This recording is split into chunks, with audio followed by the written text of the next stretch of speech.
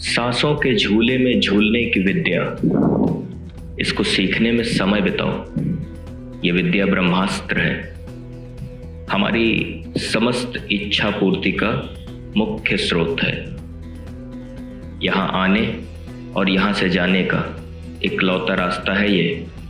ढूंढो ढूंढो इस रास्ते को, ताकि घर लौट सको पथिक, तुम घर लौट सको। देखिए, ये कुंडली भी हमारे पास बहुत सारे मैसेज पड़े थे। ये पहले फिलिस्तीनी राष्ट्रपति की कुंडली है, यासिर अराफात नाम था। फिलिस्तीनी मुक्ति संगठन के ये नेता थे, है ना। बहुत ही अपने समय के मशहूर नेता थे। तो ये जरा कुंडली देखिए पढ़ के। तो फिलिस्तीन के पहले राष्ट्रपति हैं यासिर अराफात। चलो, तो यासिर अराफात की जन्म कुंडली मिथुन लग्न है और वृषभ राशि है। सबसे पहले आय की गणना करते हैं। लग्नेश द्विस्वभाव में है बुध और अष्टमेश का शनि द्विस्वभाव में है, मध्य हो गई। लग्न द्विस्वभाव में है और चंद्रमा स्थिर में है, दीर्घायु हो गई। शनि द्विस्वभाव में है और चंद्रमा स्थिर में है, दीर्घायु हो गई। दो तरह से दीर्घायु का कालखंड है। तो ये जन्म कुंडली इनकी दीर्घायु के कालखंड में है।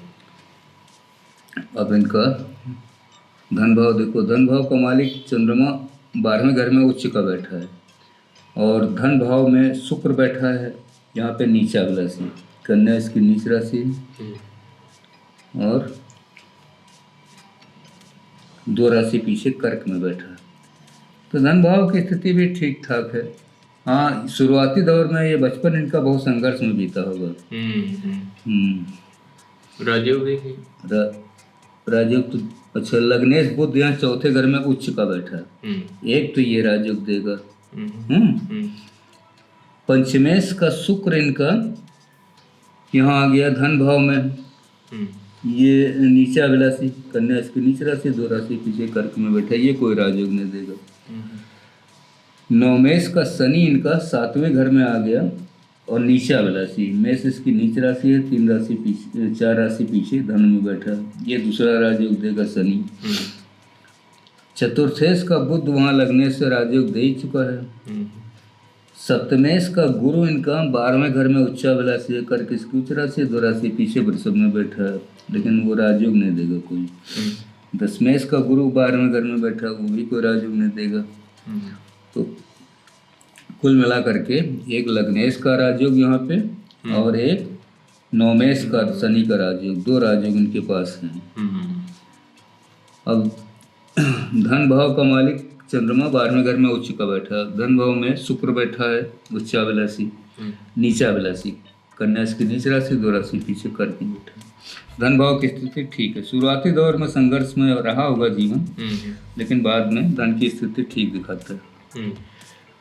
पत्नी का मालिक गुरु 12वें घर में उच्चाभिलाषी है, तो पत्नी की स्थिति भी ठीक ठाक दिखती। कोई पत्नी के घर पे एक केवल मंगल की 1 2 3 4 मंगल की एक दृष्टि आ रही, 7 8 9 राहु की दृष्टि आ रही। पत्नी की स्थिति इनकी थोड़ी कॉम्प्लिकेटेड है।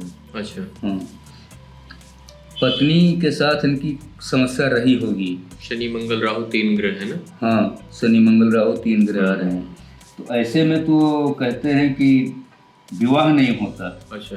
हाँ, विवाह होता है तो तलाक हो जाता है। अच्छा। विवाह बाधा योग में, या पहली पत्नी की मृत्यु हो जाती है। अच्छा। दूसरी विवाह जब होता है तब ठीक होता है। इन सब की संभावना बनती है। हाँ, इन सब की संभावना इसमें बनती है, क्योंकि विवाह बाधा योग इसमें दिखा रहा है। संतान भाव का मालिक शुक्र इनका धन भाव में बैठा, ठीक ठाक है, संतान पक्ष ठीक है इनका। तो करियर का मालिक गुरु इनका 12वें घर में है, उच्चाभिलाषी, कर्क इसकी उच्च राशि, 2 राशि पीछे वृषभ में बैठा। तो करियर भी ठीक रहा जब तक इनका रहा अपना। और 10वें घर पे मंगल और बुध की दृष्टि जा रही है, ये भी ठीक है, वहाँ कोई समस्या नहीं। भाग्य भाव का मालिक शनि है, तीसरी दृष्टि भाग्य भाव पे आ रही है, भाग्य के बली थे ही। 7वीं दृष्टि शनि की लग्न पे गई और 10वीं दृष्टि आ गई चौथे घर पे। शनि मंगल बुध 3 का कॉम्बिनेशन चौथे घर में आया। हृदय से संबंधित शिकायत होने की स्थिति दिखाता है। अच्छा, इसमें ये बुध का भद्र पंच महापुरुष बनेगा? मंगल है ना, मिथुन लग्न में मंगल अकारक ग्रह बने तो कटेगा थोड़ा सा। कटेगा, हाँ। पंच महापुरुष हम देखते हैं कुंडलियों में बहुत साफ सुथरे कम ही दिखाई देते हैं। बहुत कम दिखाई देते हैं, इक्का दुक्का कहीं कुंडलियों में मिल जाते हैं। इनके बारे में हमने एक जगह पढ़ा है कहीं, जब इनकी डेथ हुई थी कि इनको पॉइजन दिया गया था। पता नहीं, ये हमको नहीं जानकारी। हमें जानकारी है। अच्छा, ये कहीं यूरोप में थे, वहाँ इनको स्लो पॉइजन दिया गया था। अच्छा, ऐसा मीडिया में आया था? ऐसा मीडिया में आया था। तो मीडिया में ये था कि स्लो पॉइजन से इनकी डेथ हुई थी। अच्छा, तो पॉइजन का मतलब है चंद्रमा पीड़ित होना चाहिए, है ना। लेकिन चंद्रमा तो इसमें कहीं कोई पीड़ित नहीं दिखता है। चंद्रमा गुरु के साथ है, किसी राहु मंगल शनि की कोई दृष्टि भी नहीं जा रही, तो ऐसा तो नहीं। ये भी तो हो सकता है नवांश वांश में कहीं प्रॉब्लम हो चंद्रमा। हाँ, ये हो सकता है ना। ये हो सकता है नवांश वांश में, कि नवांश में कहीं मीडियम हमने पढ़ा था कि यूरोप में थे। हाँ, तो उनको स्लो पॉइजन दिया गया था। अच्छा, ये हमें याद है अच्छी तरह से। और तो बाकी इसमें बाकी तो ठीक ठाक है, ठीक ठाक कुंडली ना। अच्छा, ये जो जितनी भी कुंडलियां देखिए बड़े नेताओं की हैं, उस कुंडली के अंदर मतलब अच्छे बड़े साफ सुथरे राजयोग। हाँ, राजयोग तो बिल्कुल होने चाहिए। हाँ, बगैर राजयोग की हो ही नहीं सकता। इसमें 2 राजयोग हैं, एक लग्नेश चौथे घर में उच्च का है, नवमेश यहाँ 7वें घर में उच्चाभिलाषी नीचाभिलाषी है। तो राजयोग तो है ही है 2। अंतर श्रृंगार की वियोग से संयोग की यात्रा में जो संचारी भाव चलता है वो अनाहत चक्र पर चोट करता है, उसे खोलकर मुक्त कर देता है।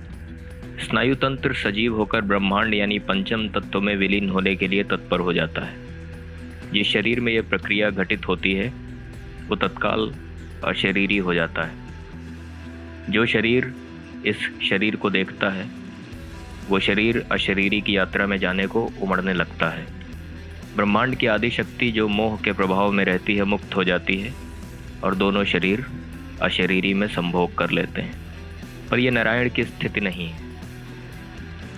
यह घटना मन के नियंत्रण में है, इसे ज्ञानी जान नहीं सकता, क्योंकि ज्ञानी मन के द्वारा छला हुआ एक नर या नारी है जो सुषुप्तावस्था में है। उसके जागने में बहुत समय है अभी। सच्चे गुरु का इंतजार और सच्ची मेहनत की कमी। सच्चा गुरु यदि मिल भी चुका हो फिर भी सच्ची मेहनत की कमी।